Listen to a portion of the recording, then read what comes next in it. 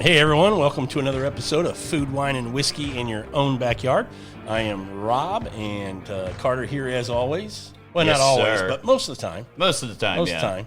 And I'm Dave. I was going to say, Dave's here. Man, you're like a frequent. Frequent fill-in. Yeah. You're here quite often. Yeah.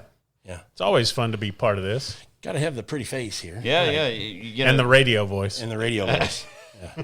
the meat and the sandwich. That's right. Yeah. Oh man. So what are we talking about today, Rob? Well, I mean, everybody saw the title, but this is going to be an episode I'm excited to do because it's been about a month since we got back from our trip to Kentucky. Right. And we got to go out there and enjoy for 4 or 5 days and pick some really good barrels of whiskey. And I think for me, it was my first time ever going to Kentucky, to Louisville, and being in that kind of that whiskey world. But then also my first time, obviously, to pick barrels. So for me, it was just that double whammy of an experience. Dave, I think same. Yeah. I had never been to Kentucky before, and the entire experience was, for me, was a once-in-a-lifetime kind of trip. It was, every part of it was a blast. I mean, Yeah. and we'll get into it, but I mean, you and I think all three of us said that after we made our first stop at Maker's Mark, it's like, if the trip ended right now, I'd be fine. I'd be fine. Yeah. That it was a blast. But so Carter can go ahead and let him throw in his humble brag. Go ahead. yeah. How many times?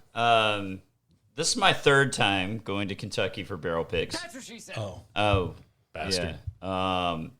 Well, she did say that because my wife complains every time. Oh, you're going to Kentucky again to do this. I was trying to get that in before you said the Kentucky part. I was trying to get it in when you said, this is my third time. And I was trying to get it, but I a little off. User error. Yeah. But anyway, this time had a fantastic set of picks. I think we had a great time. It was super fun. Last year when I did picks, it was kind of a COVID year, so it was a weird. Yeah, that's a time, little yeah. limiting in how things get conducted. And this year is too, but it was like less weird. I think you know, more restaurants were open, more bars, things like that. And anyway, a fantastic time. As Dave said, right off the bat, Maker's Mark experience was fantastic. So this is just going to be an episode kind of going through our trip, just kind of what we did, what we experienced, and letting people know, if you haven't been on a barrel pick, this is what we experienced, and we're kind of giving you some highlights of what we really enjoyed about the trip. And there might be a couple of low lights as well. We'll get into that. Yeah. But the first low light for me and Dave was freaking getting there, dude. Yeah. Southwest Airlines and traveling to Kentucky was, I mean, it was easy going from Houston to Dallas. 30-minute flight. And then We didn't know. We were expecting about a 45-minute layover, and it turned into almost a 10 hours. Yeah. We were supposed to be in Kentucky, 4 o'clock? 4 o'clock on Third time, Eastern time. Right. Yeah. And as we roll in, and Carter picks us up so nicely 1 a.m. at 1 something. Yeah. It was great. So I got there at 11 or Yeah. something like He had that. Another humble brag. That's right. Carter had no problems. I flew in United. I didn't go the Southwest route. I went direct to Louisville. Look, let's be fair. I'm not going to Yeah. blame the airline. Trip 'cause started off as direct. we had a bad day that day on Southwest, so they get theirs. But the next day on United, United didn't do so well. We had, Southwest still got us there the day, well, not the day, but shortly after the day we were supposed to be there. Got us there in time to be able to do Maker's Mark. Yeah, our other buddy, he got canceled altogether on United. So I'm just like sticking up a little bit that all the airlines were having problems. Oh yeah. I mean, I got lucky, you know, or whatever. You got out early enough. Weather rolled in after that. You know what I think weather, about the weather, Dave? Yeah, lack of crew. Yeah. Yeah. Anyway, it took us a while to get there. Our plan was, initially our plan was to get there on that Tuesday, just to have Wednesday to just go mess around and have some fun. And then let's talk about this guy for a little while. Ryan Liquor, Bo, sprung it on us that, oh, by the way, I was able to get on Wednesday a Maker's Mark pick. And so that was like, well, crap, glad we planned to already be there. Yeah, But, no doubt. but we need to talk about Ryan's Liquor. They were the ones who, let us be a part of this, invited us to go along on this trip and do a pick for them. So very nice of Bo and Ann at Ryan's Liquor to let us do that. And I will say, there's a lot of liquor stores in the Houston market. They are one that really does a great job of really connecting with the bourbon community. Yeah, agreed. Their customer base that They really are. Yep. Yeah, and I've done picks for them this is my third year. And they're just really good people. Got a couple of stores. They I think they'd never say no to a pick. Yeah. I mean, they were like, yes, we're going to do a pick, Yep. and they really believe in that. So, it's a great store in Houston, and got to give them a lot of credit. Yeah. And it was great having Bo along for all the picks. He didn't necessarily participate in all of them, but he was there for all of them. Yeah. Oh yeah. He trusts his team for picking the right barrel. Yeah. and which I can really appreciate. Yeah, absolutely. He doesn't try to drive the ship, so to speak. Yeah. He lets you guys figure it out and pick what you think is I think the only exception would be like if you picked a short barrel and he'd be like, volume matters to a store owner. Absolutely. For sure. Monetarily, probably not the smartest decision. Right. But So big props to Ryan's Liquor and Absolutely. Bo and Ann. We really appreciate it, and we're hopeful that we can get into the Carter category. That's the category me and Dave shoot for, the Carter right. category, where we're invited every year. Yeah, where it's not just a one-off. well, I'm kind of in the Ryan's Elite. Yeah, you are. Humble brag. Man, you and Wade. I mean, hey, what could I say?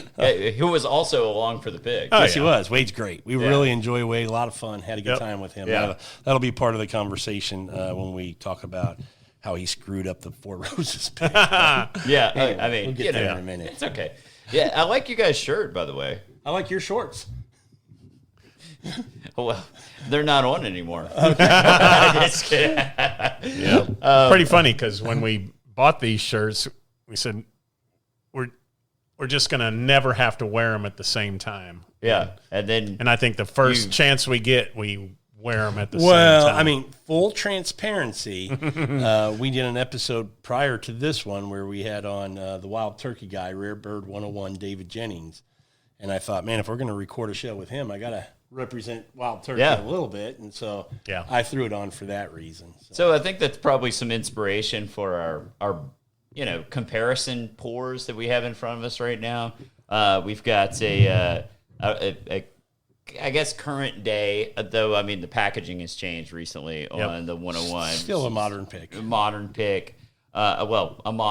bottle, a bottling of 101. And we have a 2003 1 liter. I think that's an international bottling. It is an international release, not a state's release. Of Wild Turkey 101, 8 year age statement. Austin Nichols. Yeah. And anyway, just doing a little comparison while we're talking here. And I could tell you just right off the bat, if we want to just kind of talk about that just a little bit, just hold up your glasses and see the difference in color there. There is no comparison. There's no comparison on the color side. No, for sure. The early 2000 Austin Nichols 8 year is at least 2 shades darker than the current release. Yeah. And I mean, the nose is fine on the current release, but tell me if I'm wrong, I get this coffee note on the 8 year 101. I mean, think about smelling a fresh coffee bean. A roasted note, but it's just so much vanilla. A lot of vanilla. Like it's. Yeah, I would go with what Carter said, and I could see how you could tie that to coffee. It's more of a roasted or toasted nose. And I think part of the reason I say that is I've been doing this coffee thing. We did a coffee episode. If you haven't checked it out, definitely go check it out. But now I'm getting my own beans and grinding them, and you get this fresh, aroma of that coffee. And for whatever reason, on that 8 year, it triggered that. Oh yeah. When we've put our nose in a lot of bourbons today, and I haven't had that yet. But this one triggered that for some reason. Yeah, but they are vastly different. I mean, there's no. It's hard to believe that they're the same mash bill. Yeah. Like that, but they are. Yep. But, that goes back to, give each of you guys a steak and tell you to cook them, and they can cook them totally differently. Yeah. So the recipe, the ingredients are the same, but what you do with them, and that's a great presentation here is these are two different processes. Same bourbon, same Wild Turkey 101, the tradition, whatever, but the processes are clearly different. Yep. And the other thing is, you have to take in consideration that the 8-year age statement on there that came in when this was released. I mean, they were there was probably well over 8 years. That's just a minimum. Yeah, that's just a minimum on there. That you could have as old as 14-year. Who knows what's in there? Yeah. And that kind of is a testament to the times. Like back in 2003 when this came out, I mean, you could walk in and buy a BTAC. Well, the bourbon boom hadn't happened yet. Right. Yeah. Everybody had just an abundance of stored product. Yeah. So it wasn't like it is today where, I mean, they're using up all their older age stuff. Yeah, and it's pretty much used up. They had to use it. They didn't have all the product line they have today with Russell's and everything else. But anyway, we could talk about this for an hour. We need to get back on topic. Okay. Let's do it. Our trip. Here's a question for the expert. I kind of like where we stayed, but a lot of people like going to Napa or going to Louisville for the first time. You're going to just go over there and check out the whiskey trail. Do you have a preference or a suggestion that you would make on where you should stay? And here's one thing I noticed. Compared to Napa, I'm a big wine guy. I think if you've listened to the podcast, you know that. When you go to Napa, it doesn't matter where you stay, you're close to a lot of wineries. Yep. So you just kind of figure out strategically, traffic and where you want to end up, maybe based on restaurants around there or whatever. Here in Louisville, it's totally different. There's no area where you're like popping into distilleries. They're a good 30 to an hour and a half drive between each one. It can be. I mean, if you're staying in Louisville, you can obviously go to Old Forester because it's in downtown Louisville. Yeah. Now, apparently... And Michter's. Michter's is open again. Evan Williams Experience right, is not downtown. But you can go to Angels, you can go to Rabbit Hole, you can go to... Just trying to think of who else is in there. I'm sure I'm missing somebody. But anyway, if you're looking to go to the big five, Wild Turkey, Four Roses, Heaven Hill, Wild Turkey. I think I said that already. Yeah. But like Jim Beam, right? One of those type of distilleries. I mean, they are spread out a little bit. Mm-hmm. It seems like there's a nice collection in Bardstown and Claremont. That's where Jim Beam is, and then you've got Frankfurt. And Buffalo Trace and all that kind of stuff. I mean, but that's a little bit of a drive, and everything's kind of a little bit more spread. So it's harder to, when you travel to Kentucky, it's harder to kind of determine really where you want to be because there's a lot of distance between the major distilleries. And that was probably the biggest surprise for me because I was thinking more along the line of the Napa experience. Yeah. But staying in Louisville, I mean, every day we had a 45-minute to an hour and a half commute one way to wherever we were going. Yeah. Well, and to the point of, it's not like Napa, and I guess sometimes you could think Napa has a lot of acreage too with the vineyards and things like that. But you also have a lot of tasting rooms that are set up to be convenient for the people who go and visit. But what I didn't realize and quickly, was made aware of is when you go to the distilleries, they have their tasting room, right, where you go in and they have the gift shop and all this stuff. Yeah. But what you don't realize is you see a warehouse, a rick house over here and one over here. We put up the drone, and I was amazed at how far back, how much acreage is actually eaten up. It's not one or two rick houses. It's a ton of them. And the other thing is that's just one plot of land that they have rick houses sitting on. They've got some of the major distillers have plots of land all over the place where Yeah. they have warehouses where they're aging barrels and that kind of thing. So, yeah, I mean, it's amazing how much actual whiskey is getting, aged over this giant amount of land. Right. So, And especially now in this age of the bourbon boom, everybody is expanding. So they are adding rick houses on other pieces of property. It's just, and unfortunately or fortunately, you can't put the distillate in the barrel and have it ready next year. yeah. I mean, it has to age. So Yep. There's no speeding up time. nope. Not yet. Okay, so Louisville's a good place to stay. One, there's a lot of downtown Louisville, like you named, the Angels Envy, the Old Forester, Michter's. There's things close by. Yeah. There's also a lot of good restaurants close by, which a lot of people pick Louisville for the food scene because they have a really good food scene. Yeah, Right. good food scene. A lot more probably hotels available, that kind of stuff. Bardstown's kind of that middle ground, so you're kind of an equal distance to a lot of different, or a closer distance to more of the bigger if distilleries. you're in Bardstown, you're right next to Heaven Hill. Yeah. I mean, you're right next to Barton if that's where you're picking. Or, Right. But I think if you're going to stay in Bardstown, that's the goal of your trip, is just visiting those distilleries. Yeah, I would agree.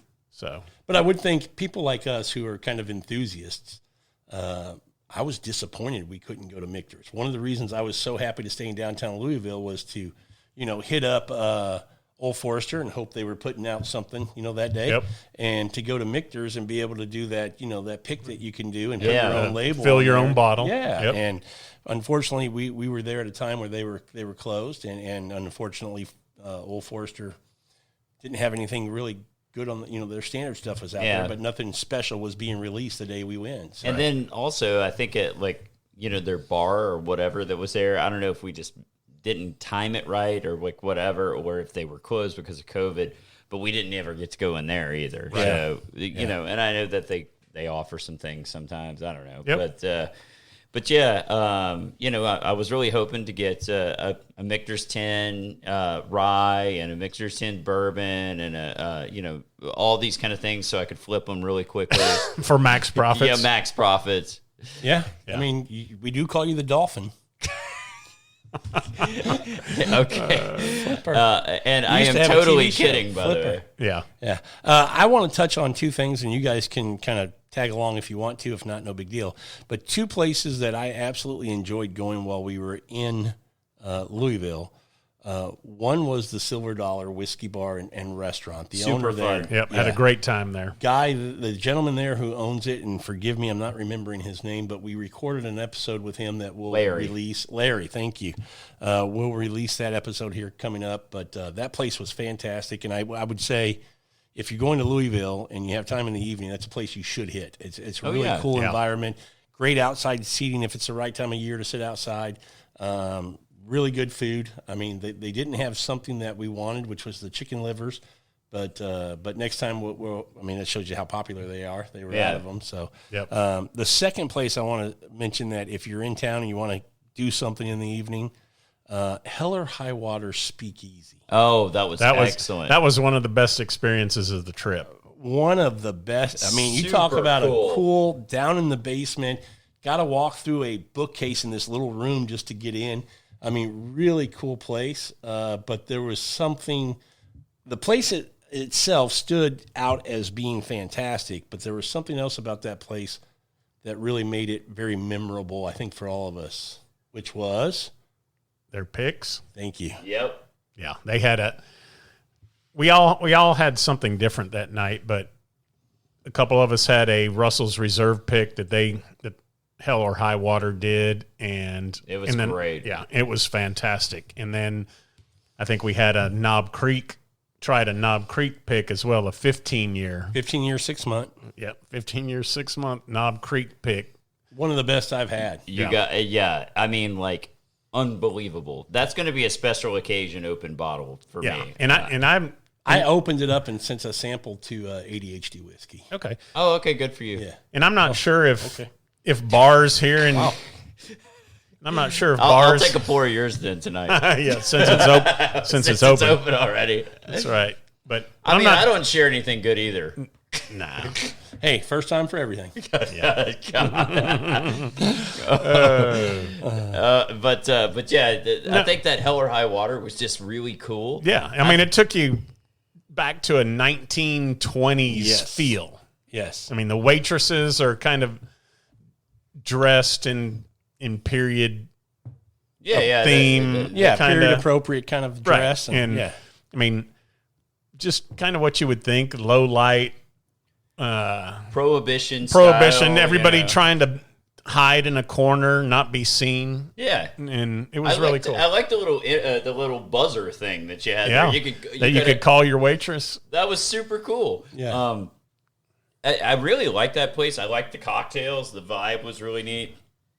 But also, you know, I think just for people listening, if you're going to try and go there, try and call ahead, get yourself make a reservation. Yeah. You Great know, point. Great point. Because it seemed like the kind of place that you would definitely need a reservation. Well, and we got lucky. We got very lucky. when we asked we to begged. get in. Yeah. Yeah. The first question was, do you have a reservation? Yeah, yeah, correct. Said, no, but we're here from out of town. Please let us in. We're the cool kids. Hey, Right. She went, come on. Yeah. oh yeah. Yeah. You want to up your status? That's right.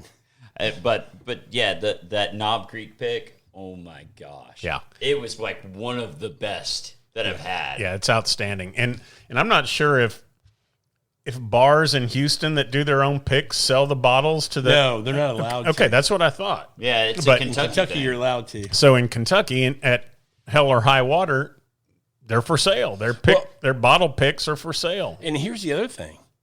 They're exactly priced where a retail bottle would be, $55 on Yep. both of those. Yeah. Which was fantastic. I thought they were going to be like $80, $90, and I still would have bought it. Yeah. Yeah.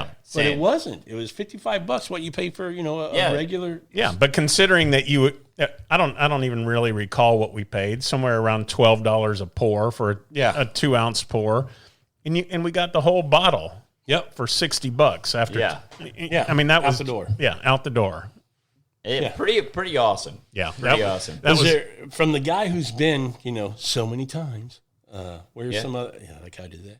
Yeah. Where's some other cool places to eat or partake in some whiskeys or cocktails? Or Silver Dollar was one of my favorites. We used to. I don't think the Pearl, who was owned by the Silver Dollar, is open anymore. But that was a spot that we like to go to. Really cool bar. I think that there's probably COVID's.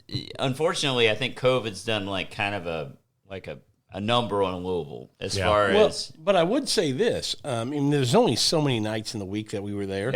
Yeah.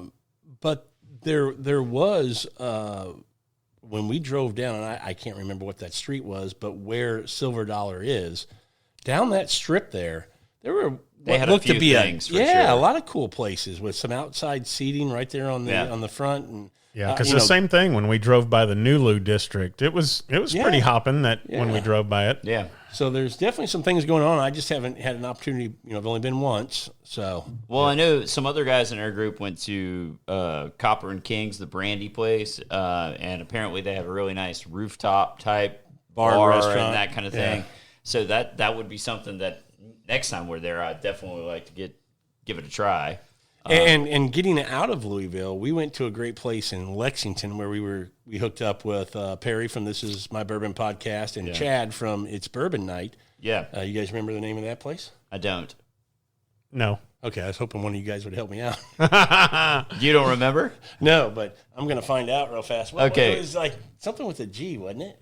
I don't know. It was awesome. Yeah, it was really, really good. Yeah, really enjoyed that, and couldn't have had more fun company. You know, those guys are just awesome. Yeah, they were accommodating. They've got their own shows. We were in town, asked if they wanted to hang out, and they said yeah. Yeah, So- it's really cool. And we've had Perry on the show before and that kind of stuff, but anyway, and we got to try some picks and we got to try some really neat Special stuff. cocktails. Yeah, it was really cool. What was the cocktail that I didn't partake Had in that bookers in it. It was pretty good. I can't remember. OBC Kitchen. There you go. OBC. Yeah. Yep. Okay, cool. Yeah. Yep. So that was it. OBC Kitchen was fantastic. Yeah. Sorry, I Food- was counting on one of you guys. I thought you guys would remember. I couldn't remember. Yeah, But I've slept since then. yeah, me so. too. But a great place, great environment, atmosphere, really. And I thought reasonable prices on pours Yeah. and things, not expensive. Food was really good. Yep. And I will say the selection of whiskey was outstanding. Yeah. Yeah.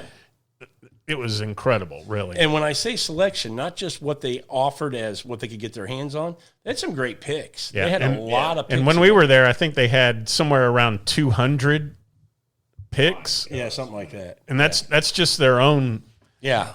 private picks. Then they had an excellent selection across the board of anything you could want: bourbon, Scotch. So that would definitely be a recommendation from me if you want to go over to Lexington, do Yeah, a and little whatever. yeah. And that was what, about an hour drive to I think Lexington? 45 minutes, something like that. Yeah. Yeah. Not too bad. Not too bad. Not too bad. We went on a Wednesday night, not a lot of traffic. I don't know if you get a lot of traffic ever between Louisville and Lexington. But Yeah. Yeah. It wasn't too bad. Yeah. All right, what do you say we dive into where we picked and what our experience was at each of these places? Yeah, let's do it. So we started on Wednesday, and our first pick was, I think it was at Taco Bell? 1 o'clock. Yeah, our first pick, which was a mistake, was Taco Bell. Yeah. And you'll find out why here in a second. We were picking at Maker's Mark, and it was at 1 o'clock, and we got up and got out the door and hit up Old Forester and hit up tried to hit up a few places around downtown Louisville, but like Carter said, a lot of them were closed due to the COVID thing. Yeah, But, because the Evan Williams experience was only open Thursday, Friday, Saturday. that was part of the issue Yeah. too. We were there on a Wednesday morning, and everybody and was unfortunately open. didn't get that. Yeah.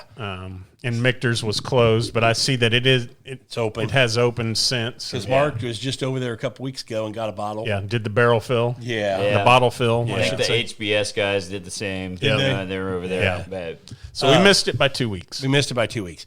So anyway, we got up and tried to explore a little bit of Louisville before we had to head over to Maker's Mark at 1 o'clock for our pick. And let me just say this. The Maker's Mark property is absolutely stunning. I mean, Beautiful. Beautiful property. Just to go and spend an hour just walking around looking at the site there. It's just really, really man. beautiful. And, just the drive down there was just really nice, too. I mean, you're Yeah. going to lose cell phone reception. It is in the middle of nowhere. Yeah, really is. really nice, though. Beautiful place. And, what can I say? Like, we're joking here about the Taco Bell thing, but, we got up early. But we're not really joking because not that Taco Bell was bad, but we hit up Taco Bell and we shouldn't have because One of my guilty pleasures is Taco Bell. yeah, But, and we're all in the car in agreement, going, okay, look, we're about to go to Maker's Mark and we're gonna drink some cast strength bourbon. start drinking some let's- bourbon. We need to get. We hadn't really eaten breakfast. None of us had a cup of coffee. That's Yeah. about it.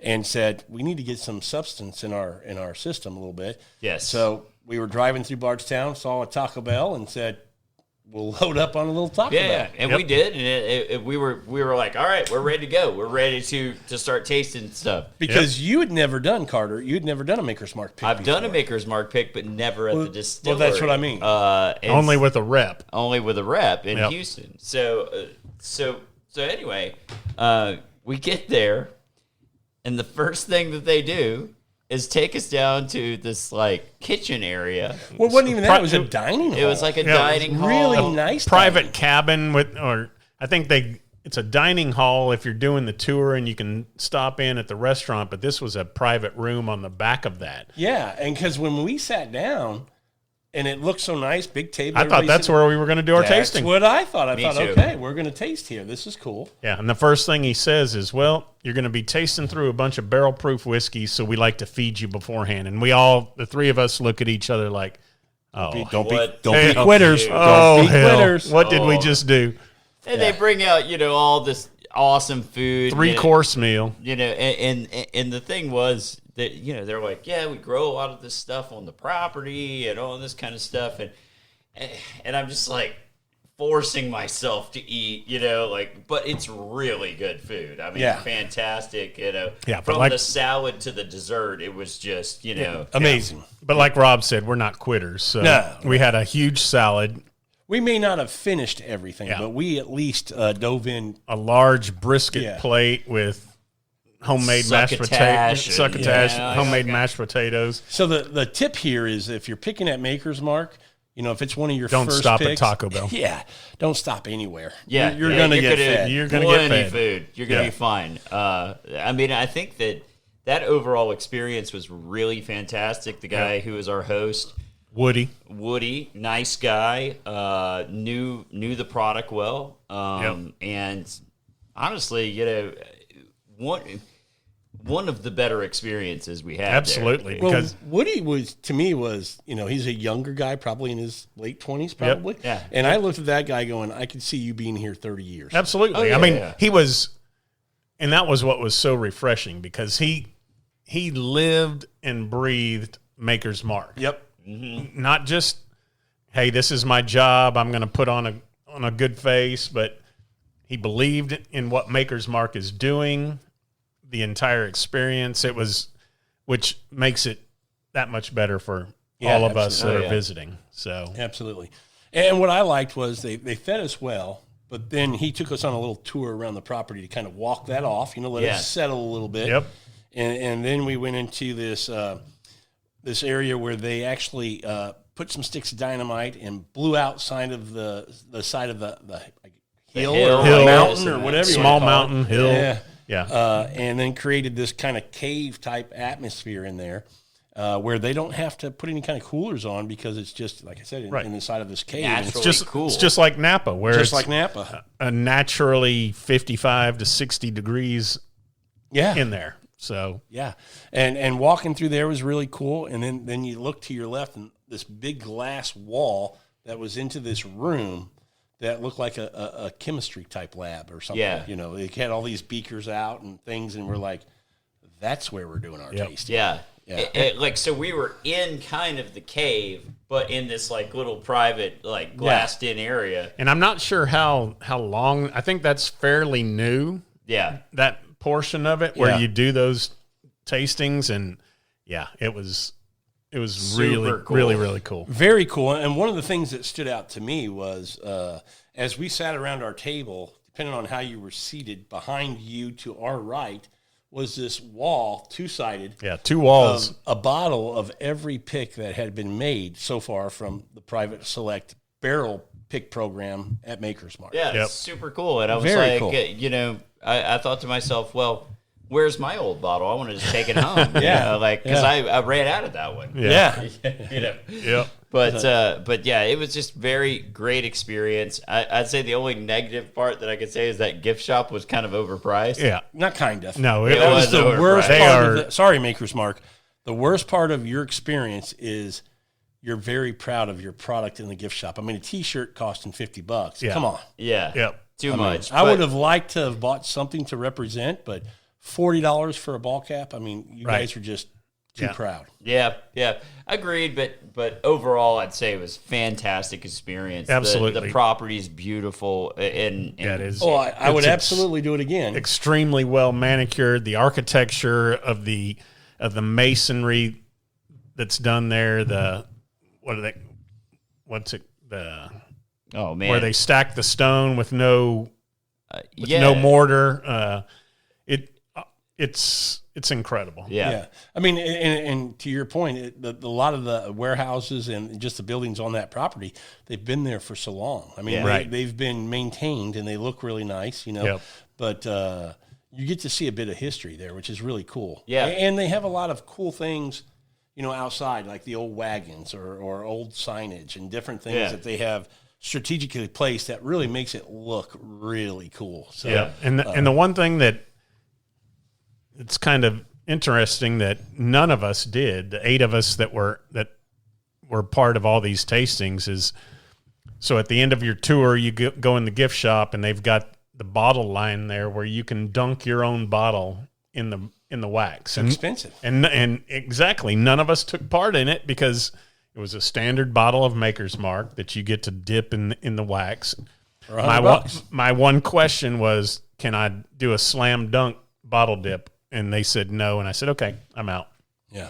Yeah, so I will say on the pick, though, itself was very fun as far as the the process, for those who don't know about the private barrel select, you've got this list of staves. How many staves is it? 6 different. Five staves, but you get to put 10 into your barrel. Okay. 5 different. Five different staves and 10 in your barrel. So, it's really like a kind of a mad scientist type situation. Excuse me. Let's say this. You don't have to use all 5 staves. You pick what you like, and then you build from there. Yeah. And you said earlier, it's like a science experiment. Yeah. And that's a perfect analogy. It is definitely a science experiment. But I'd say, on these picks, for example, I don't think we picked at least one of the staves. I don't know, maybe even 2. Yeah, I think we ended up picking 3 staves. We didn't use the Maker's Mark at all. The 46. 46. Nope. And there was one other one we did not use. I think we picked 3 of the 5. I think we didn't use the French.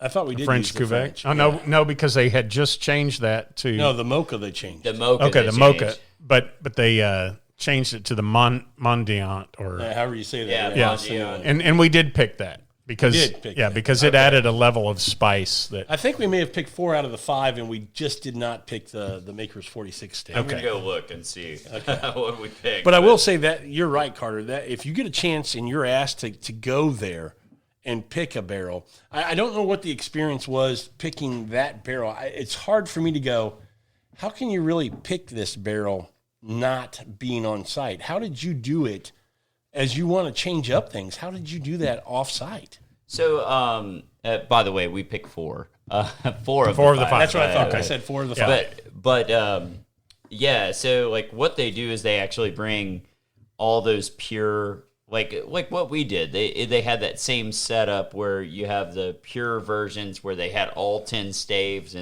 of one in bottles there. of that, and they just mixed it. Yeah, and you just mix it there. Okay. Gotcha. It was just way cooler doing it at the distillery. It had to be way cooler. Yeah, because your base was the Maker's cask strength. Yep. So I would say if you get the opportunity to go pick that barrel, if somebody asks you to do it, and you go, I'm not sure if I like making it, you need to do that one. Yeah, That's you better experience. You better do it. Oh yeah, that's a fun one. Absolutely. As far as experience in picking, it might be 1B on my list as far as the experience of picking. Correct. Agreed. Yeah, same here. And I couldn't. I other than the gift shop, I couldn't think of a complaint that I had there. No. Well, yeah. And Dave, you made the comment when we were driving off in the vehicle, and we were driving away, and kind of the topic came up. What did we say? That if the trip ended right now, that it was well worth it. Yep, not disappointed at all. No. It was that good. Yeah. Just going to Maker's Mark. It was a lot of fun. But I would say if you get the chance to pick that, definitely pick it. But if you're just going to Kentucky to kind of hit the bourbon trail, Maker's Mark needs to be on your list. I know we said it, don't go in expecting to buy a lot of merch at the gift shop, but just go to enjoy the property. Yeah. I mean, Even it if is worth seeing. Yeah, and don't let your bias or whatever, if you're not a Maker's Mark fan, it doesn't matter. Yep. Go to Maker's Mark for the experience, because the hospitality, the grounds, everything about it is class A. I mean, it is absolutely super cool. And yeah, I mean, it's a nice country drive too. Yeah, I mean, you it get to is. see a beautiful part of the country. Just a lot of winding turns that are with no shoulder. Yeah. So, really pretty. And you get to see what Kentucky claims is the reason why the bourbon is so great from there.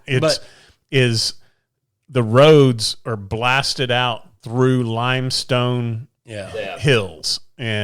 But my one disappointment in going through all that countryside was I still never saw any bluegrass. Okay. None. Yeah, I didn't either. It all looked green to you? It looked green. You know what? It's probably not the season. Oh, Yeah. okay. Is that seasonal? The blue season is early in the spring. Yeah. All right. I knew it was the bluegrass state, and I just didn't see any. Yeah, it's a shame. Yeah. You got to go to Boise State for that. All right. Yeah. Now we're done That's with right. You got to go to the stadium and see the blue turf. Yeah. The humor portion of the show is over. Yeah. That's right.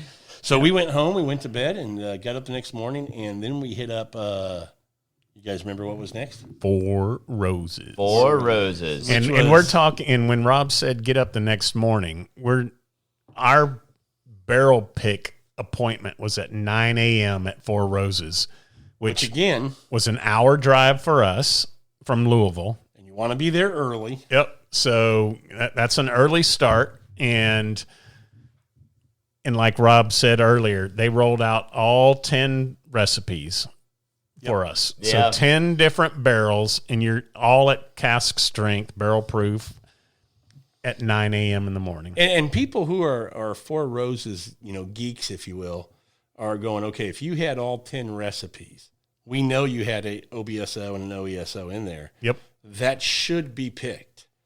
And we'll just start off, this experience by telling you, I'm going to kind of give you the ending up front.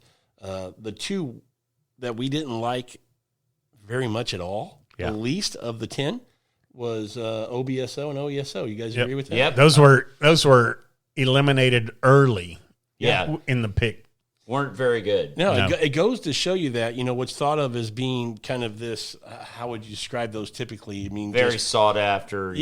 Just very elite type picks. If you can get one of those, they're not all great. No. And when we bad versions of those recipes. Absolutely. Yeah. And when we got there and we're talking to our pick hostess, Mandy. She's awesome, by the way. Fabulous. We said, okay, let's pick an OESO or an OBSO. And she said, well, wait a minute. Pick what you like. Pick what you like. Don't try to pick those two recipes. Right.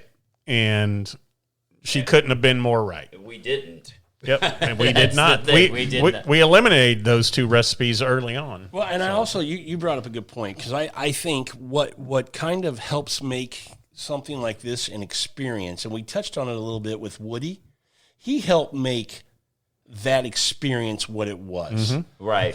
Mandy, and I think her name was Nicole. Yeah. Was the other girl who helped out. Mm-hmm. They both helped make the Four Roses pick the experience that I absolutely enjoyed. They were absolutely fantastic in helping us go through and talking to us and just kind of helping navigate through what we were doing. They were agree. Awesome. I agree. And Mandy, I like Mandy just because she has great personality. I mean, she's just super fun, and I do think the pick that we picked, I had to ask Mandy, I'm like, which one did you like the best? She's like, the one you picked. Yeah. So, that lends to a little confidence in what then you kind of walk away, go like, okay, we did a pretty good job, Well, and to that point, let's get into it. So we went through and what they do when you get there is for us this time, I saw pictures of when you guys did it last year, and it was a little different. But this particular time, they gave you what looked like was a Lazy Susan, mm-hmm. and they had the 10 glasses on there numbered 1 through 10. Yeah, and you got to go up in order and pick, so you knew which barrel was which, and that was really cool. It only works if you count right. And don't break. Wait, the am I on number lid. 5 or number 6? Yeah, I had to get poured the whole thing. Somebody skipped one and wait a second, I didn't get 6. It's like 9 a.m. I'm too busy drinking. I'm not counting already. Yeah. Well, I mean, they give you these little glass toppers to help keep those vapors in there, so you can, when you take it off, you get it nice. But I went to take a drink and forgot it was on there. It's so crystal clear. Yeah, I smashed one. So anyway, we all have our little things. But that was a cool experience to have all of those out there and to taste through and just kind of talk through. Yeah. We ultimately made a decision, as we said, and it was. You go to these things, I think, and you can tell me, Carter, if I'm wrong, you kind of hope you have 2, maybe 3 that you go, okay, we got 10 recipes. These 5 are completely out. These 2 are but these 3, I mean, we got to have to, kind of sit on these for a little while and really see which ones we like. I think it was just very obvious. It was very obvious on this one. And I mean, there were 3 that were kind of what I would consider to be the best, of the bunch. But one was just a standout. Yeah, and that's because everybody was doing their own thing. There wasn't a whole lot of discussion going on when we were tasting. So it was interesting that that we put all of our picks up on a whiteboard, 1 through 10, who picked what. Ooh. Ooh. But that I had 2 standouts, and everybody said, okay, well let's pick 3, and I had to really think about the third one. Yeah, but I'm with you. 2 were absolute standouts. One being the clear winner, and that's the one we picked. So Yeah, that was my point. It would have been, I don't know. I guess you can look at it 2 different ways. One is it's nice to have a clear winner. There was no argument on which was the best of what we had put in front of us. But sometimes I go, might have been fun to bottles are being popped. It might have been fun to have 2 where you really had to, really dive in and analyze and just kind of really think about what you were drinking, because the one we picked, it was a clear wasn't winner. even close. No, it was a clear just winner. wasn't close. There was only one person who was wrong. yeah. So where's Wade? Where's Wade? So Wade Woodard was on the pick with us. The pick. Yeah, but he doesn't squad. listen to podcasts, so Yeah, we it can say doesn't anything matter. we want about it. But anybody who knows Wade, probably knows his reputation. He was involved.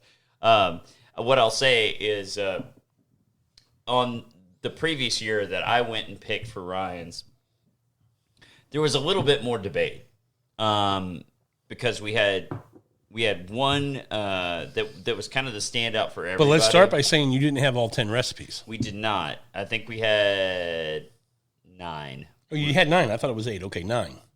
We had 9. Okay. And so one was a standout for sure. And the problem was it was a short barrel.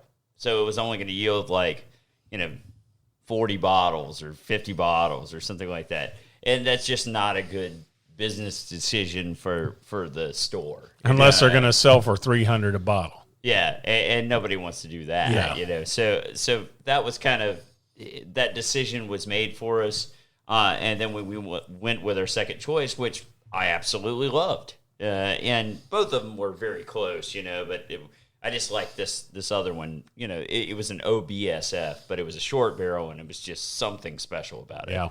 We ended up picking an OBSO, which was very, very good too. So anyway, that was kind of a little bit more of a debate, a little more back and forth. We had Mandy roll out a sister barrel of the OBSF. It just didn't stack up. That kind of thing. Yeah. But anyway, great experience that time, but also great experience this time. It's just one just was clearly the winner. Yeah, and just to let everybody know that we've talked about it enough, the recipe we did end up picking was the OESF, which, it was just fantastic. And it's not a recipe, Carter, you typically like for a particular reason. Hate OESFs. Because? They're weak and minty. Minty is what I was thinking. I wouldn't go weak. Man, you're kind of rude. Yeah. I mean, generally. And I got no mint at all. And what's interesting is that when we finished our pick process, Mandy said, okay, well, let me call the gift shop. I think they're releasing a gift shop pick before you leave. So, and they were. Yep. So we went up to the gift shop, and what recipe did they release? OESF. The exact one that we picked. Yep. So seems to be a run on OESFs. Yep. Those are this really year. Good. Yeah. Those OESFs are what special. What I want to mention, both Rob and I have poured some of this. This is a Russell's Lincoln Road pick, Warehouse B44. It looks like it's a 9-year. So just in case anybody. How about the nose on that? I haven't stuck my nose in it. That's what she said. Ooh, that chocolate. How about that? Huh? That's pretty solid. Ooh. So that was our Four Roses experience, which was a lot of fun. Yeah. I mean, we enjoyed that. From there, we left and went to Bardstown to have lunch. Yep. And, everybody prior to our trip told me how great the food is at Bardstown. Now, Bardstown Bourbon Company. Bardstown Bourbon Company. Their gift shop was awesome. I will give them a lot of credit there. We didn't do any pick or anything. We went over there to hang out, have lunch. Yep. The food was, It was okay. It was all right. It was fine. My fried chicken sandwich was Dry. good, but it was a little tough. Yeah, it was tough. It was like, mine too. Mine was actually good, but I mean, the chicken breast was like a 3/4 pound chicken breast, so lots of steroids. So yeah. But all in all, it was a cool place. Yeah, it was a nice dining room. They had plenty of seating. If you have a larger group and you all want to sit together, they had those tables available. Yeah, so, and I think while we were there, they put the Bardstown. Somebody bought one. Was it the Pfeiffer Pavitt? Oh, was that? No. It was French oak. Yeah, French oak. You bought one, right? Yeah, I bought one. It was the French oak. I think so. I thought. Okay, maybe if it was Pfeiffer Pavitt, I missed that. I would have bought one of those. Okay, I thought it was two different ones, but I could be wrong since I didn't buy one. The one that I got was like a distillery only French oak. I think that was it. Okay. But yeah, I mean, I thought the place was cool. Yeah. The year prior, I thought the food was that we chose was a little bit better, and also I will say the service was not very good. No, the service wasn't very good. I think the guy who was helping us was a little overwhelmed. Yeah. And he clearly showed that he was overwhelmed. Yeah. I mean, his may have been an off day. He made it feel like we were really bothering him. Yep. Yeah. And I'm not trying to beat up Bardstown because I know people have a bad day. Chefs have a bad day. Chef could have been out sick that day, and they had somebody else trying to fill in to help cook. I will definitely go back there because I think it's worth another try. The menu, when you read it, looks very, very good. I was just a little disappointed with the execution. Yeah. So, And I think and it's hard, and like you said, I would definitely go back. But I think right now it's hard to judge a restaurant during COVID. I'm still going to, if you're going to open the doors, you need to cook the right way. I agree. But would it keep me from ever going back again? The answer is no. No, I agree with that. I'll take into account and give them the benefit of the doubt right now that it was an off day, it was an off time. Like you said, could be short staffed. Who knows? But I'll go back for this, giving you an honest impression of what our experience was. I just want to be honest. I'm not saying that it wouldn't be good the next time we go. It could be great. Exactly. We're not going to sit here and say, "Oh man, it was great." Yeah, but I would say this: the Bardstown gift shop, the Great. value, Fantastic. the selection is you can't beat that, man. I would go. I mean, I bought my wife a few shirts. I bought me a couple of shirts. I got a hat. I mean, it's a good place to go shop. I didn't buy my wife anything because I don't believe in that. And It's all about you. It's all about me. that would be the words of a liar. yeah. No, I bought my wife more than I bought myself. But everything I had heard prior to us going there was that Bardstown Bourbon Company, you got to go. The food is great. That's what I heard. So when I go back, I'll give them another shot. Absolutely. Definitely worth going to again. Yep. And I'm looking forward to that. So from there, we went to our afternoon pick, which was at 2:00 at Heaven Hill. And I will say, when you get to Heaven Hill, visually, impressive. Beautiful. And you have the gift shop tasting room on one side, some warehouses on that side. Sorry. But when you go across the street to the right, I mean, again, when we put up the drone and you look at Rick all the House after Rick House just- after Rick House. Yeah. And it was just a really cool property. And we're going to put up that drone footage at some point in time. That will be put up. We'll have some footage from each of our picks as separate videos. We'll do one for Four Roses, one for you get the idea. But I will say the gift shop at Heaven Hill. Excellent. Great value. I thought that was the best value of the entire trip. Value to quality was there. Oh, yeah. I love the shirts, too. Absolutely. I mean, they're really, really nice gift shop. Yep. Now, before we get into the rest of that experience, I want people. Did you get a pour of this? I have not. You need to get a pour of that. That is chocolate. Yeah, it is. Like, that is chocolate. That is unbelievable. Yeah, really good. We're talking about we got this on video, but for those listening on the podcast, we're talking about the Lincoln Road. Pick. Yeah, the Lincoln Road Russell's pick. Yeah. It's like chocolate. Mm-hmm. It's crazy.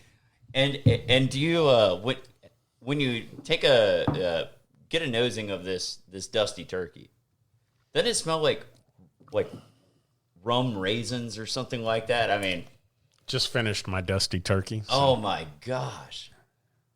And It's just like, but it's amazing that dusty turkey, after sitting for a while and tasting through a bunch of other stuff, taking a sip of that dusty turkey, the 8-year-old, which tells me it's absolute minimum of 8-year-old. much It was minimum it age. was very it's very tannic mouth.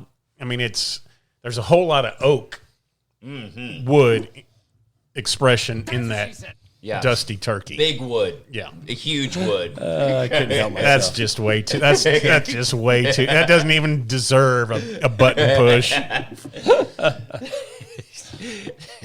All right. So Heaven Hill. Heaven Hill Ugh.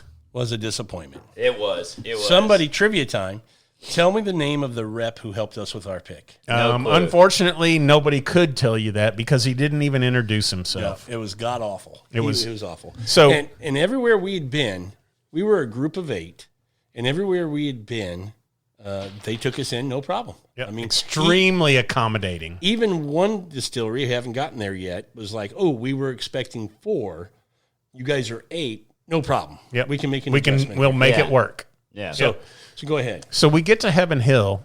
Our host comes out for the tasting, and we're a group of people. There were 8 of us picking. A couple had family, wives, friends, brother-in-laws with them. So it looked, we're 11, and he looked at us and like dumbfounded and said, "Well, who's picking?" He said, "Only 4 of you can pick." So our host, our Ryan, Bo Bo pulls up the email that says we have 8 people approved for picking this pick. So our host, who we have no idea what his name is, immediately pulls his phone out, pulls up an email, and sticks it in Bo's face, showing that they sent out an email at some time saying because of COVID restrictions, they've reduced it to 4. within the last week or whatever it was. Within the last week. So we try to negotiate with whatever his name is. We have no idea. And it just turned into the clusterfuck that it ended up being. He said, "Not only can I not take you, I don't have enough glasses in the Rick House for everybody to taste." And I made a smart ass comment. Well, now that's hospitality. And he turned to me, pulled his mask down, his COVID mask, and said, "I like my job. I want to keep my job." Yeah. And immediately, Yeah, the mood was just. yeah, it was squashed. Yeah. So, I don't even want to spend a lot of time on it. I don't think it's No. worth beating them up. Nope. And I don't think it's worth, but Heaven Hill should know, if they ever Listen to this. get wind of it, that your hospitality needs work. All he had to say was, "I'm sorry, it's not my decision. Our safety team has, because of..." Look, I would have preferred him to go, "You know what? Let me see what I can do. Yeah. Let me see if I can go get this approved." Even if it was... Just go to the back. Don't even ask anybody. Yeah. And come back out and go, "Sorry, guys." I talked to Jimmy, and Jimmy ran it up through Tommy, and Tommy said, "There's no way we can do it." Right. I really wanted to, guys. And I would have been Yeah. like, at least he tried. Yep. Yeah. At least he tried. And And we we would- would no effort to do anything. No, he just pulled his mask back up and stood there with Anyway. his arms crossed. So the entire pick, we go back. It's 3 barrels. Took a total of about 20 minutes. And I should probably go backwards. Our Maker's Mark pick took almost 4 hours. Our Four Roses pick took about 3.5 hours. Yeah. Our Heaven Hill pick took literally 20 minutes. Yeah. It was quick. And part of that was walking over to the Rick House. Yeah. Yeah, and I didn't actually participate on this pick because I did it last we had year. to pick, yeah. And You were nice enough to let me take your spot. You got Yes. picked, and you let me do it. yeah, and that's fine because I've done it before, but the problem is they only roll out 3 barrels. Yeah.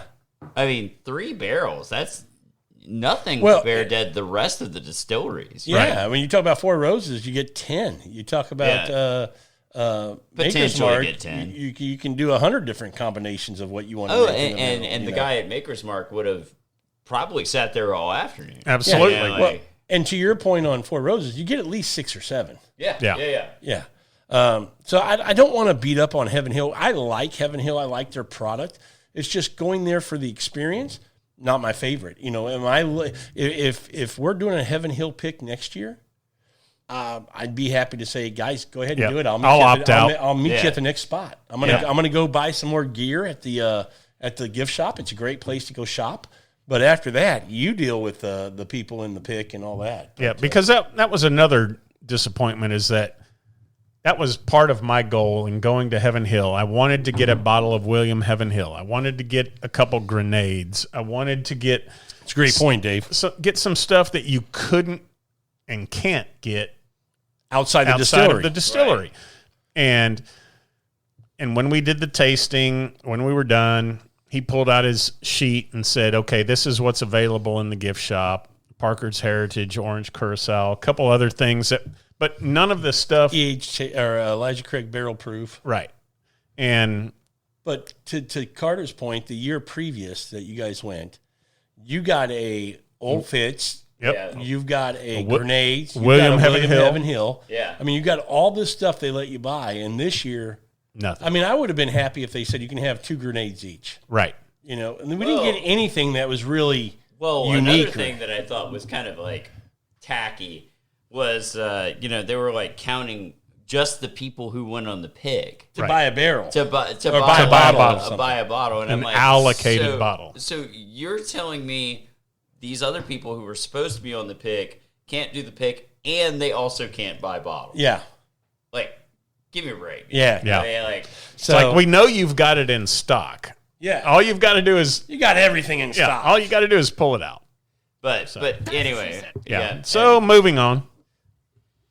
Yeah. So Heaven Hill, if you're listening, I think you said it, Dave. Like your product, you need to work on your hospitality, because, like we said earlier with Woody and with Mandy, part of making that a great experience was those people, the representatives from the organization. It's a customer-centric operation. Absolutely.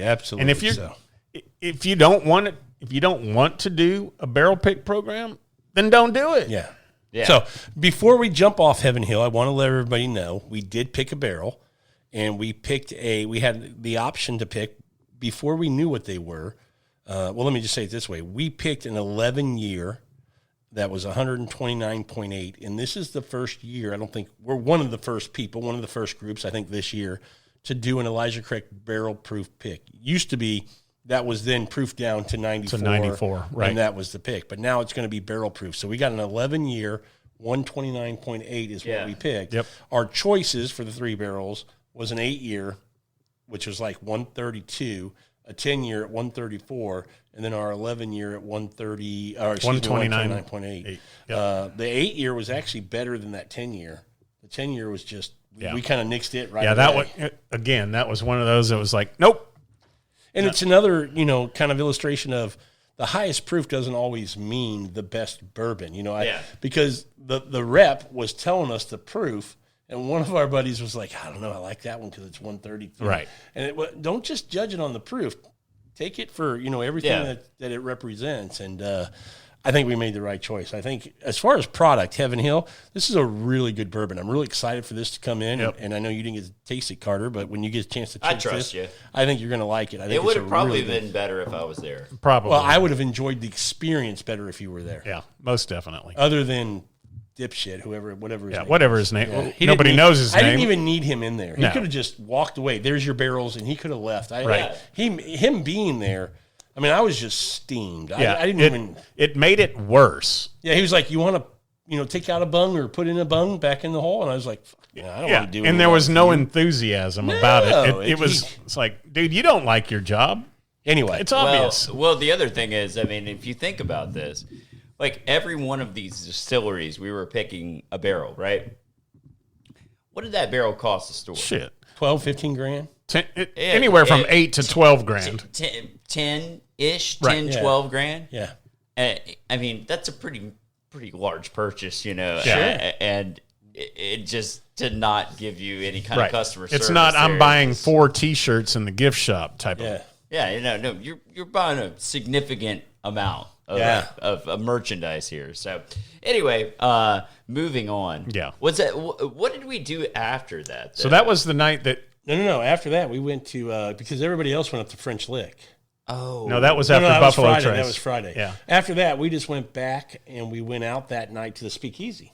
Oh yeah, Right, yeah, we yeah. went to the- That's yeah, right, we yeah. went to the That Speakeasy. was cool. That was really. Is that really when we cool. went to Silver Dollar as well? No. That was on the next night after Okay, Friday. yeah. Friday. Yeah, Okay, That was our last gotcha. night in town. So we went to the Speakeasy that night. Then we went right next door to whatever that bar was and had Oh, yeah, dinner. that's right. Remember? Yeah. And then we went downstairs, met Bo. He came over and had Yep. some chicken wings and Yeah. hung out with him for a while. And then we just kind of called it a night. Yeah. Yeah. I will say that there were multiple nights, even when we were done with things like that, we'd go back to the hotel, and most of us were staying at the same hotel or in that area, and we would hang out downstairs at the tables with bottles and just hang out as a group, and Yeah. really had a good time doing that with Yep. Wade and everybody, and Yeah. a lot of fun. Super A lot of fun, yeah. Yeah. So we went to bed, we woke up the next morning, and our pick there was at 10 a.m. at Buffalo Trace. And couldn't be any more different than the 180 Heaven degrees. than the Heaven Hill experience. I mean, Buffalo Trace. They give you a tour ahead of time because it's similar to Maker's Mark. They give Yep. you a tour. They give you a tour. Yep. And lo and behold, The coolest thing, we get Freddie Johnson. Yeah. So if you they if, said if, your tour guide today Yeah. is going to be Freddie Johnson. and if you've seen Neat, you know who we're talking about. If you haven't seen the whiskey show Neat, and it's on The History Hulu, of Bourbon. It's on Hulu. Hulu. It's called Neat, The History of Bourbon. go check it out. You'll get a good introduction to Freddie Johnson, and then you'll know when you hear this, that's who hosted us and took us on our tour. And I got to say, out of the entire trip, the experience of spending 2 Several hours, hours, with him, man, it's a memory I'll never Because lose. like you said, there couldn't be any more contrast in the experience between Heaven Hill and Buffalo Trace. yeah. Oh yeah. Freddie Johnson lives, breathes, is part of Buffalo Trace history, 3rd generation employee at Buffalo Trace, knew every person that he encountered on our tour. And that was the thing that really struck me, is that Maker's Mark was all driven around the manicure and the aesthetics. Yeah. Curb appeal. Curb appeal. Buffalo Trace is a living, production. working, breathing production plant, and forklifts going by, and Freddie Barrels coming out of the warehouse Yeah. on the elevator coming Yeah. down. and Freddie knew every person that drove by, walked by by name. by name. Hey, so and so, how's it going today? And that was incredible. It was an experience. Plus, I mean, his grandfather, his father were friends with Elmer T. Lee. I mean, he's been around things that it's in the bourbon industry is just incredible.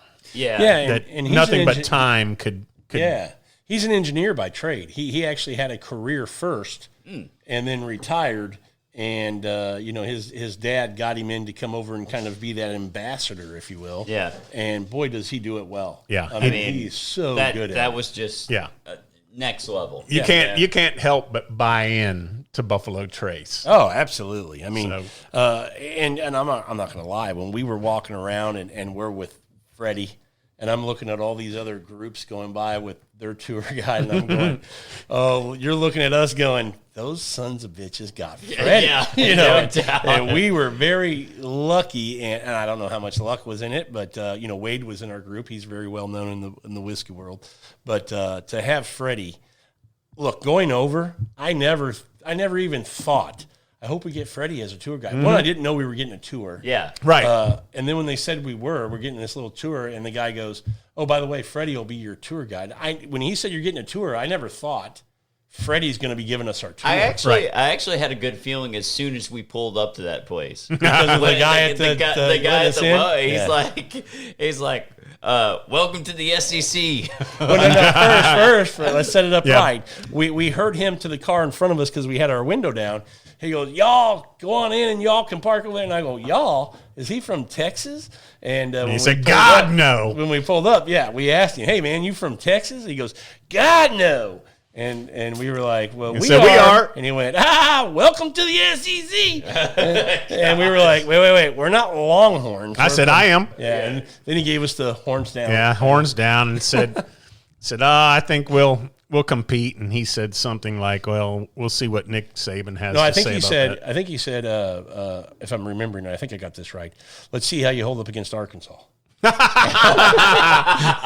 Well, if that's any indication, could you please schedule Vanderbilt 12 times this year? Yeah. Jeez. Jesus. Oh my gosh. Sorry, Dave. That's all right. Hey, but it was really, the guy. It was a good vibe right off. Absolutely, the bat, absolutely. From the time you pull it up to the gate to get in the parking lot. Again, the people that you have working for you that help make the experience fantastic is so much of the equation of having a good time. I mean, it was just fantastic, and and then of course, the total tater move at the end of it, we get Freddie to sign our Eagle Rare bottles. Well, I don't think that's a tater move. No, because when and what's funny is when we pulled in the parking lot, they told us the bottle released today is Eagle Rare.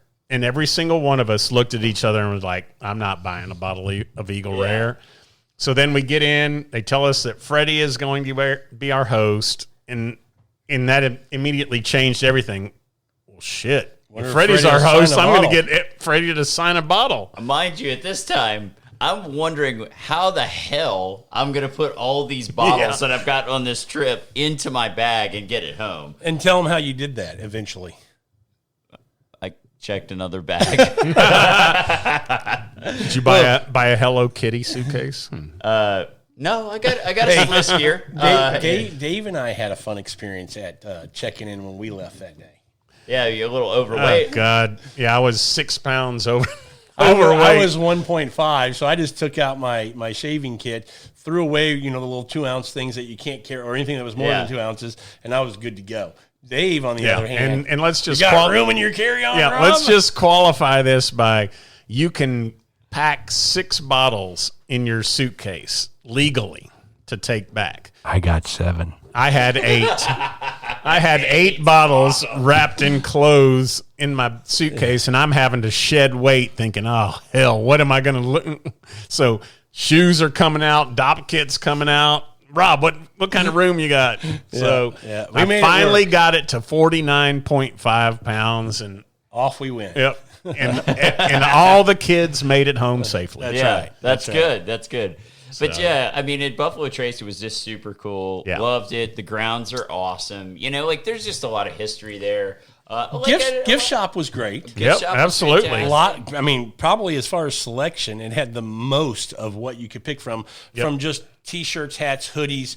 Glencairn glasses. Yeah, that's what I was going to get. All the little knick-knack Christmas ornaments. I mean, they had a variety of things. Yeah. Some things I thought were good price. Some things might. But overall, a really good gift shop. No, I agree. And I thought there was also some other neat stuff. Like we got to go into the room where they're doing OFC. The super they put it in cold storage to slow down age. These barrels, and because now it's just time. They're not trying to get anything else out of the barrel. Yeah, right. And I got to put my hand on $1 million barrel. Or all of us did, not just you. Yeah, because Freddie said that there were like it was just me. There were X amount of millions of dollars worth of bourbon in this cold storage. And what I thought was interesting was Freddie said that at 45 degrees Fahrenheit in the barrel, there is no more aging going because of 54. Was it 54? I think it's 54, yeah. Okay. So they had the temperature set at 55 or 56? 56. So, just so that very minimal that way they can, like the OFC that's 20-something years old, they can keep it And it's not going to be over oaked. Right. And It's all not going to this be kind of overaged stuff. because they're going to basically stall the aging process at You're 20 so incrementally aging it Right. at that point in time. But I Because thought like he that- said, he's not trying to get a whole lot more out of it. It's now just being able to say it's a 15 or a 20 Right, year or whatever. right. They Right. just got to But let that's- time go by. But to anybody that's been on any Bourbon Trail tour, I never, people talk about the experience of walking into a rick house and the smell of walking into a rick house and the sweetness, the dusty smell, the dirt smell. It's unbelievable. But when we walked into that cold storage room, that was a completely different oh, yeah. smell. Yeah. Well, I thought another cool aspect was when he walked us into that one rick house and we're just standing there and everything like that. And he's like, oh, and by the way, these are all Pappy Van Winkle barrels. Wait, You know? stop. 15 years. Yeah, as 15, we're 20, as and- we're walking by, he said, "Stop, stop, stop! Look to your left." It's like that's a Pappy 15 and a Pappy 20. Yeah. I mean, Yeah. just That's sitting right here. Yeah. written in chalk on the barrel. I was like, "Where's your thief? Let's get a little." Yeah, Let's try Let's some. go. It's only 13. That's fine. I'll try That's it. right. Now. I've got a barrel hammer. You're Yeah. not going to miss one barrel. Yeah, exactly. I thought you guys were going to mention the cage he took us up to first with all the bottles. Oh, that the vault. they- Of the everything vault. that they- I call it cool. a cage vault. Yeah. Yeah. Everything that's in there. But ultimately, what we picked this year at Buffalo Trace, everybody's going, well, okay, that's great. What did you pick?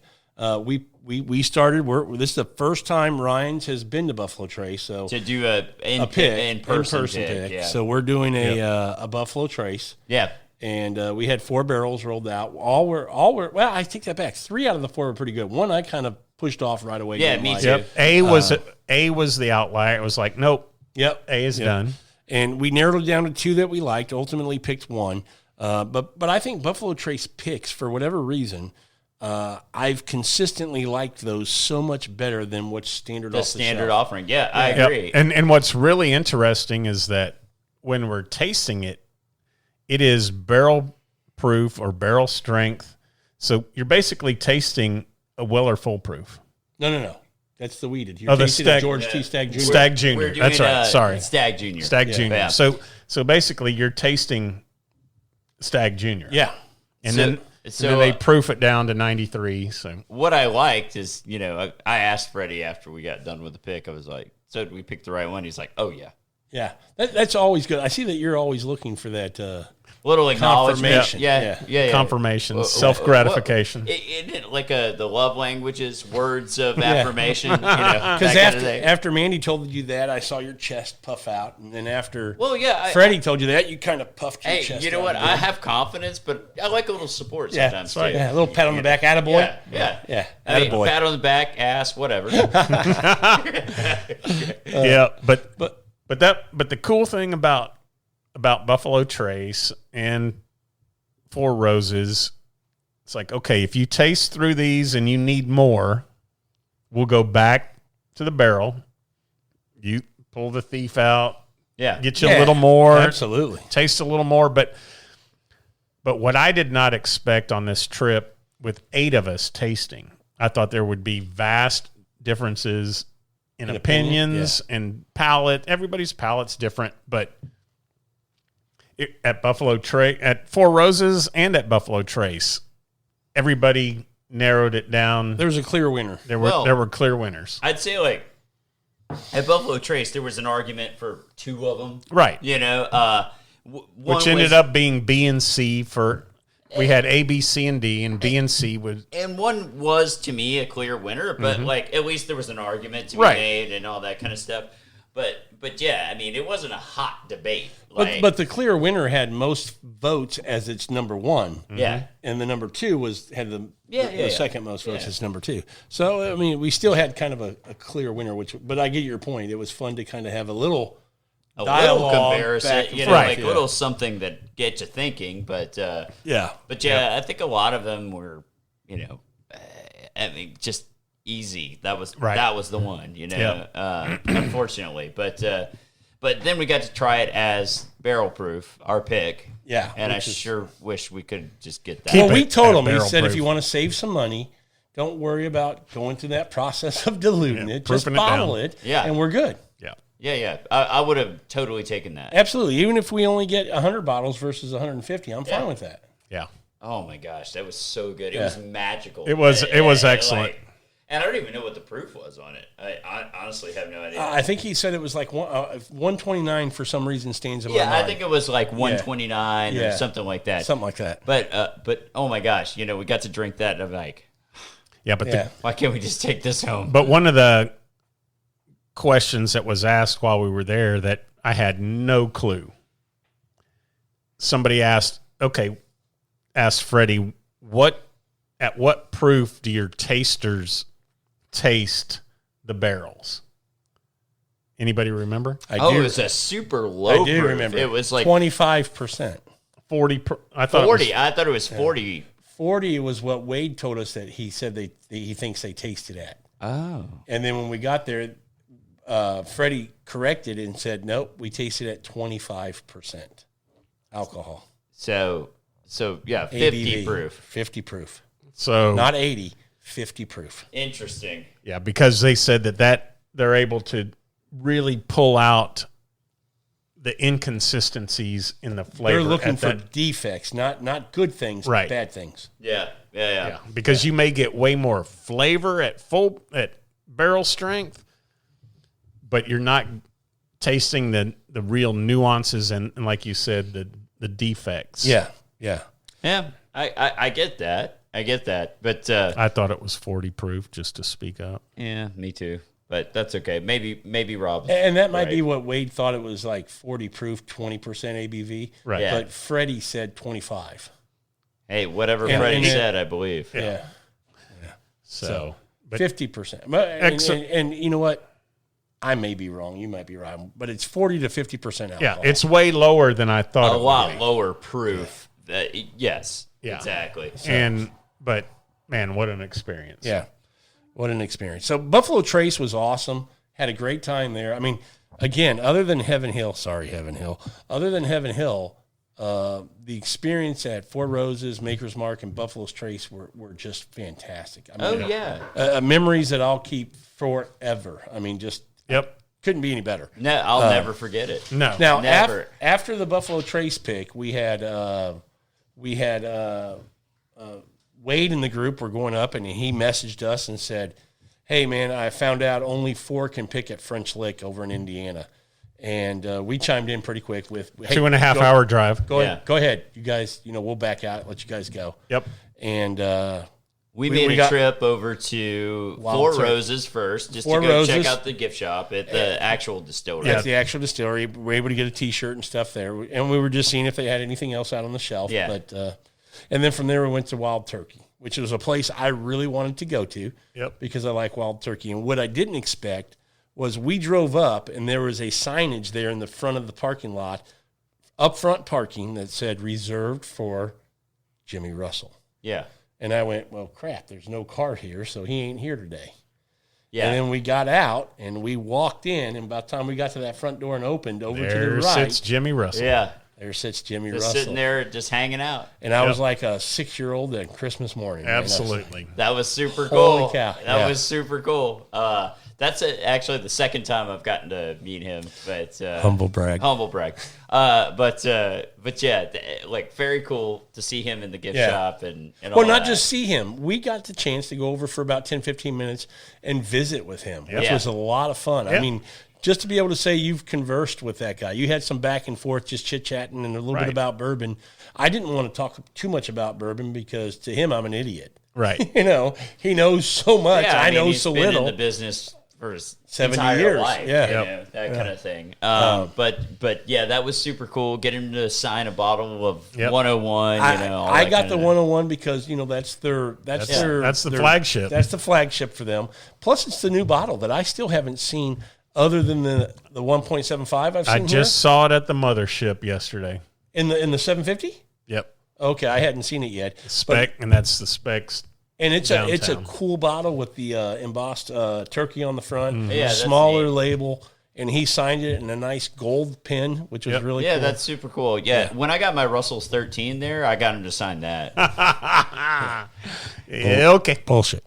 Yeah, I didn't get my Russell's 13 there. You had a pour. We got a pour of Russell's 13. So that was good.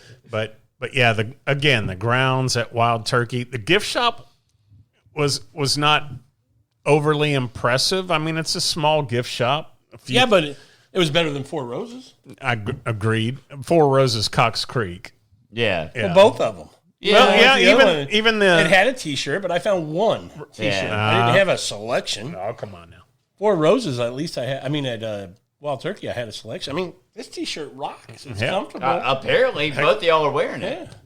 So, but Somebody's is a little more religious than mine. yeah. A little holy. Got a little holy. Yeah. Man, already ripped it, you know. Been working out. It's all yoked up. That's right.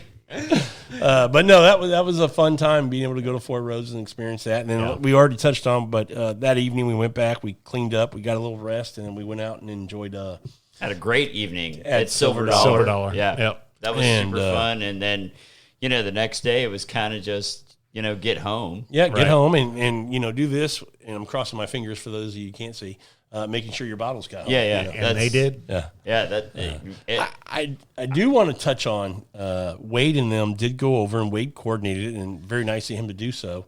That French Lick pick. Spirits of French Lick. It's going to be a 4-grain, and it's the first one coming to Houston. So I thought that was very cool of Wade to put that together and get some people to go over there and make that pick. Honestly, I would have really enjoyed doing that pick, but, COVID restrictions and all that kind of stuff, and us really kind of wanting to go over to I was going to say, Turkey, if I'm going to be thing. perfectly honest, my first time to Kentucky, having a little window to be able to go to Wild Turkey and just go do some other things, I wanted to do that. And I'm glad we did. Yeah, I am too. So that was our trip to Kentucky. It was a great time. I would say if any of you have the opportunity to get on a team of people who are going to pick barrels or invited to do so, or just you're into bourbon and you've thought about making a trip to Kentucky, not sure if it'd be worth it, it's absolutely worth it just to go kind of the whiskey trail. If you're into whiskey, you're into bourbon, you're into, any kind of spirits, this is kind of a bucket list. Absolutely. It was for me. Type of thing. And I hope that I get invited back next year. Same. And I think it's I've been spoiled because I've gotten to go on it 3 times, and it's really, really been one of my ultimate things to do because I'm really into this. We might need to talk to Ryan and maybe we'll go, but maybe we need to get some fresh Some new perspective in there. Yeah. You think so? A new No, palette. I No. enjoy you going. I will say this. I had the greatest time with the group that we went with. I was going to say that, Dave. I think you're touching on what I was going to speak on is we talked about it's a 45-minute to hour drive in between each distillery, and I never laughed so hard. Yeah. Just shooting the shit with you guys. Right. In between, I don't even know what we were talking about, No. but I remember anything and everything. laughing my ass off, Yep. just having a great time. And Yeah. it changed a little bit when Sorterin got there, but I'm kidding. He didn't say for the worse. He could mean for the better, but it was great. It was a great trip. But all I could think about subsequently after coming home was because we all experienced it when we were walking around each within our own tour, our barrel pick tour, looking at the other people that were just on The regular regular tours. You're thinking you're not getting anywhere near the experience that we're getting, except for one place. Heaven This Hill. is reversed at Heaven Hill, because if you were able to get in on a tour there, you were able to get your pour of you could William do the Evan fill Hill, your own and you could buy bottle. a grenade. So Exactly. Oh, cool. That's Cool. where it was reversed. Cool. So that's probably a great policy to have. Yeah, double rods to Heaven Hill. Yeah, but it was For those of you who know double rods. But like Rob said, if you Double Robs. if you can get on a barrel pick team, that experience is unlike any other. But even if you're into bourbon, whiskey, whatever, Go check it out. go check it out. Go do a bourbon trail tour. Well, I think 4 or 5 max over a 4 or 5 day period is as much as you want to. It's kind of like tour wise. It's kind of like going to Napa. You don't want to do five Wineries tastings in a day. Yeah, your palate's just going to be wasted. You know, that and kind of you'll thing. be wasted. Yeah, well, That's not bad, but still. But whatever. But your judgment is not No. very good. Agreed. And Yeah. So yeah. Well, that was a lot of fun, guys. I Man. think that covers our trip. Anything else that stood out to us? It was fun getting to relive it because, again, I think that was one of the best trips I've ever been on. And I don't remember which one of you mentioned it, but it was a bucket list thing for me. Yeah. And being able to check that off was great and fantastic. But I will say, the people you go with and It Makes all the difference. Yeah, being friends with you guys, kind of having that relationship so that you can just kind of be yourself while we're there, I think really made the experience that much better because I absolutely had a blast hanging out with you guys at the picks and in between the picks. I mean, in the evenings and everything we did, it was just, for me, one of the best trips I've ever taken. Yeah. Absolutely fantastic company, and I hope I get to do it again next year. I'm hoping Ryan's, Bo, and we really want to go back. Yes. Yeah. Probably shouldn't say that. But what I think is, it's you go on a ski trip to Colorado and you think, okay, I'm going to ski all day and then I'm going to party at night. Yeah.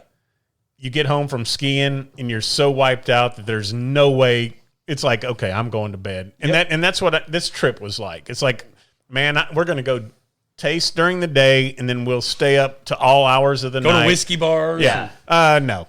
Yep. You definitely get a little tired. We did our tasting. You start at 9 a.m. Yep.